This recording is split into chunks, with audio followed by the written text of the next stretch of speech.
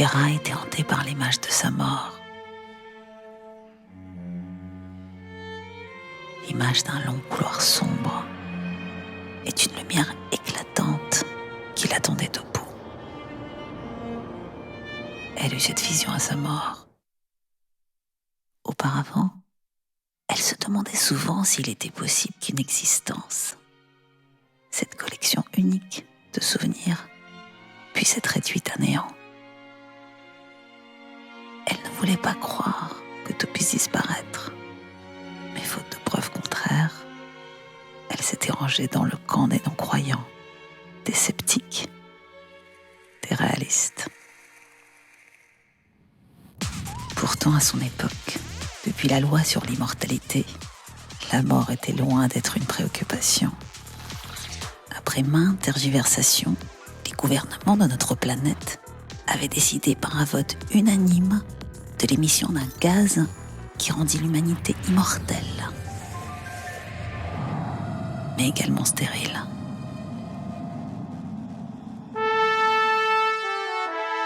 Ça y est, le gaz a été lâché en Europe. Nous allons devenir immortels. Evviva! Félicitations! Okay, I'm hearing that the gas is going to be released in the United States in... Le compte à rebours va commencer tout de suite. 10, 9, 8, 7, 6, 5, 4, 3, 2, 1. Étonnamment, beaucoup périrent. Mais la libération de l'homme du joug du grand dictateur qu'est le temps valait bien quelques sacrifices. Les immortels allaient réaliser leurs rêves les plus fous. Les penseurs et artistes allaient disposer de tout le temps pour accomplir des œuvres longuement mûries.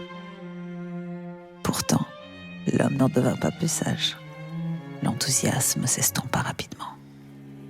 La majorité de la population comprit que les places en haut de l'échelle sociale seraient occupées par les mêmes personnes pour l'éternité. La violence surgit. Après la plus grande tuerie de tous les temps, les humains décidèrent de s'arrêter avant de se voir disparaître à jamais.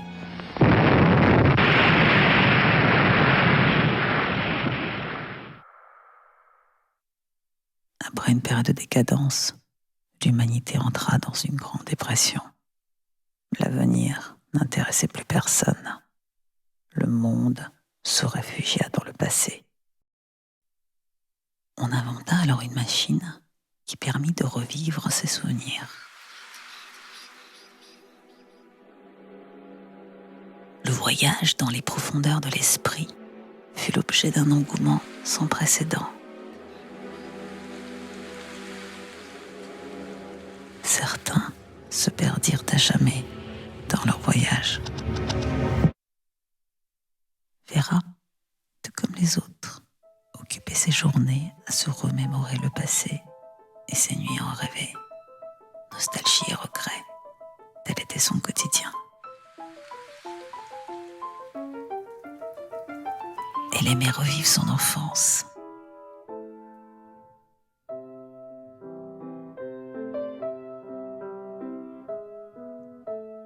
Ces moments passés avec son père, où leur relation était encore simple.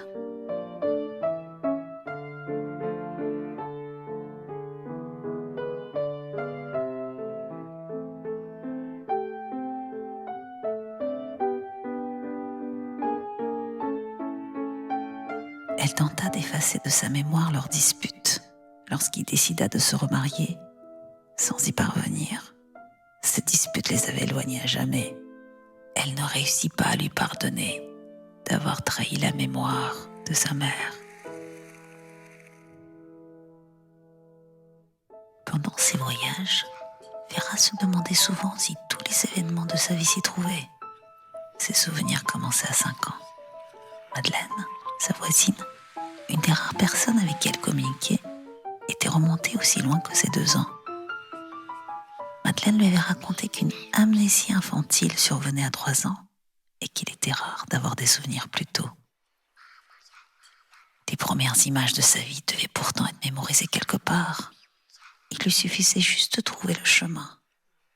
Alors à chaque voyage, Vera tentait de retrouver la mémoire de sa naissance, ce temps extrêmement bref où sa mère était encore en vie. Parfois, elle croyait y arriver. En fait, elle ne savait pas si le visage de sa mère provenait de ses souvenirs ou bien de la photographie placée devant son lit qu'elle contemplait avant chaque voyage. Cette photographie avait été prise le jour où Vera était née. Le regard cerné de sa mère affichait l'expression sereine d'un bonheur absolu.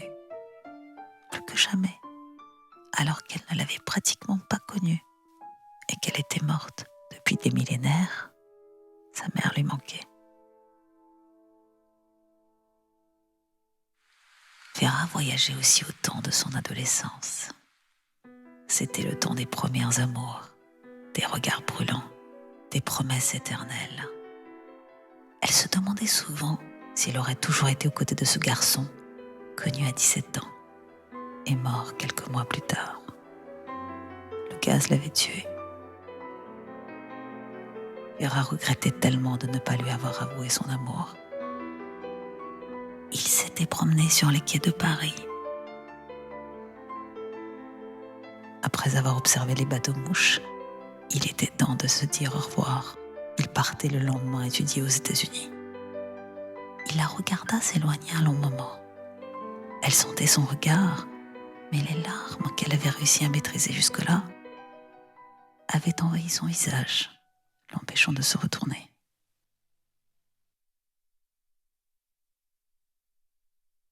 Quelques mois plus tard, le gaz miraculeux fut émis.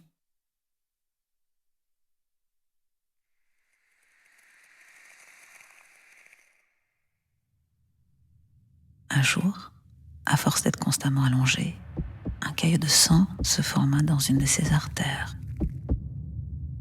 Vera eut un accident vasculaire cérébral. C'est là qu'elle se vit le long d'un couloir sombre, avançant avec difficulté vers la lumière. Ces quelques instants, avant qu'elle ne soit rappelée à la vie, avaient suffi pour la bouleverser, pour qu'elle ne considère plus la mort comme une fin, mais comme un passage, la naissance à une vie nouvelle. Une vie renfermant plus d'attrait que sa vie actuelle. Vera se demanda, tout comme Madeleine, si le moment n'était pas venu de mettre un terme à son existence, certes éternelle, mais inutile, à ces longues journées solitaires à vivre dans son passé. C'est alors que le spectre du péché surgit en elle. Si un monde existait au-delà des frontières de la vie, il devait être gouverné par un Dieu, et s'il y avait un Dieu, alors elle devait être lavée de ses péchés avant de se présenter à lui. À son époque, on ne croyait plus en Dieu. Pourquoi donc ? L'homme, en devenant immortel, était devenu Dieu. Les lieux de culte avaient été saccagés. Comment se faire pardonner tout ce qu'elle regrettait ? Elle ne pouvait pas revenir en arrière pour s'excuser et réparer ses erreurs. À moins que...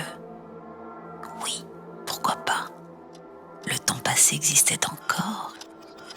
Les personnes à qui elle pourrait confier ses remords étaient toujours en vie, dans sa mémoire. Alors qu'en restant couchée, Vera connaissait le risque d'un nouvel accident vasculaire cérébral, elle entama néanmoins une série de voyages. Elle revit le jour où son père lui avait annoncé son remariage. Malgré sa douleur, elle lui souhaita le bonheur. Et un miracle se produisit. La vive blessure qu'elle gardait éternellement en elle s'estompa et guérit. À présent, elle ne gardait que la mémoire des jours heureux près de son père. Transportée par un tel résultat, elle fit d'autres voyages réparateurs. Et chaque fois, le même miracle se produisait. Elle était saisie d'un fabuleux apaisement. Elle décida de sortir du lit qu'elle n'avait pas quitté depuis des semaines pour partager cette incroyable expérience avec sa voisine Madeleine. Elle arriva trop tard. La mère de Madeleine expliqua à Vera que Madeleine agonisait. L'agonie était la phase ultime de l'existence, le dernier passage entre la vie et la mort. Car on ne meurt pas en un instant. Il n'existe pas de frontière nette entre la vie et la mort, mais un état transitoire, comme un passage. Plus on avance dans ce passage, et plus le retour en arrière devient incertain. Vera fut saisie de peur. Madeleine émettait des râles effrayants. Le royaume du ciel n'était peut-être pas aussi facile à atteindre qu'elle croyait. Étrangement, les râles de Madeleine avaient quelque chose de familier que Vera n'arrivait pas à saisir. L'agonie dura quelques heures. Puis Madeleine trépassa.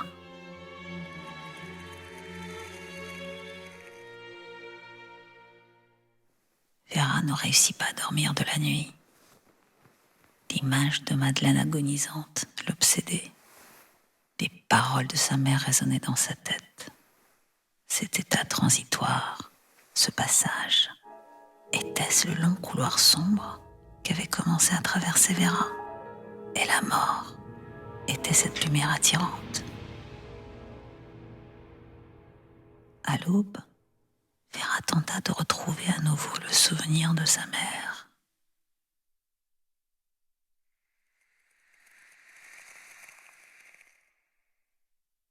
Le lendemain, Vera entama son dernier voyage. Paris avait quelque chose de magique. Était cette lumière si particulière, le bruit des vagues qui se formaient à chaque passage des bateaux-mouches, ou bien la vue d'autres jeunes couples qui se promenaient sur les quais?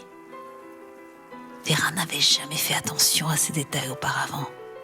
Pourtant, tout avait été méticuleusement enregistré dans sa mémoire. Elle se sentait jeune, belle et heureuse. Avoir 17 ans, quel sentiment enivrant. Comme ces personnes restaient enfermées à jamais dans leur mémoire, Vera était prête à se passer en boucle le souvenir de cette journée pour le restant de sa vie. Après avoir observé les bateaux-mouches, il était temps de se dire au revoir. C'est alors que Vera s'était mise à parler frénétiquement. Elle lui parlait de leur avenir, des voyages qu'ils feraient ensemble, de la famille qu'ils allaient fonder, de la longue vie qui les attendait. Il écoutait en souriant, ses yeux brillaient. Puis, son regard rencontra le sien et Vera comprit que c'était là que résidait l'éternité, si convoitée des humains. Elle plongea dans le tunnel sombre de ses yeux. Une lumière l'attendait au bout. Elle devait cette fois-ci la rejoindre absolument. C'est alors qu'elle entendit au loin un bruit très particulier. Un râle. Vera se rappela alors où elle l'avait entendu pour la première fois. C'était avant l'émission du gaz. Une voisine avait accouché à la maison. Ses râles étaient identiques à ceux de Madeleine sur son lit de mort. C'est le moment de la délivrance, avait expliqué la sage-femme avant de couper le cordon ombilical. La délivrance. Est-ce que la mort est la délivrance de l'âme? Vera n'eut pas le temps de réfléchir à sa question. Elle était sortie du tunnel. Un amour intense l'envahit, et elle comprit que l'image qui l'avait hantée jusque-là n'était pas celle de sa mort, mais celle de sa naissance.